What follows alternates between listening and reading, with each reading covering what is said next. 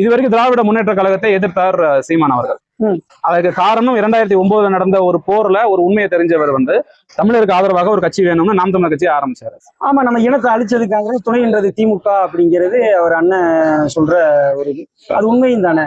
அப்படி பார்க்க போனா நான் ஒரு மாநிலத்தின் முதலமைச்சரா இருந்துகிட்டு என்னால் அங்க நடக்கிற போரை தடுக்க முடியுமா அப்படின்னு சொல்லி ஐயா கலைஞர் கேட்டிருக்காரு. அப்படி தடுக்க முடியாத ஒரு முதலமைச்சர் பதவிக்கு அவர் அவ்வளவு மல்லு கட்டி செஞ்சு இப்படி பண்ணிருக்க தேவையில்லையே. அவருடைய பதவியை துச்சமா தூக்கி எரிஞ்சிருந்தா இன்னைக்கு அவர் தானே தமிழக தலைவரா இருக்காரு. அன்னையில இருந்து இன்னைக்கு வரைக்கும் அவர் அண்ணன் அவருடைய கருத்துல தெளிவா தெரியுது. இன்னுமே திமுக எதிர்ப்பு தான், கலைஞர் எதிர்ப்பு இல்ல, திமுக எதிர்ப்பு தான். அந்த கட்சியினுடைய திமுக எதிர்ப்புங்கிறீங்களா திராவிட எதிர்ப்புங்கிறீங்க? திராவிட எதிர்ப்பு தான். ஏன்னா இங்க பிரச்சனை எங்க வருதுன்னா திமுக எதிர்ப்புனா அப்புறம் இப்ப தாலுகாவை எதிர்க்கிறீங்க. திமுகவும் திராவிடம் தான் சொல்லும், திமுக திராவிடம் சொல்லும், திராவிடர் கழகம் எல்லாமே திராவிடம் தான் சொல்லும். எல்லா உலகத்துல எந்த ஒரு பிரச்சனைக்குமே மூலம் தேடி போனீங்கன்னா அமெரிக்காவில் இருக்கின்ற மாதிரி தமிழ்நாட்டில் அனைத்து பிரச்சனைக்கும் மூலம் தேடி போனீங்கன்னா திமுக தான் இருக்கும் அப்படின்ற மாதிரி அன்னைக்கு புரிதல். நாங்களும் திமுக தமிழ் மேல இருக்கிற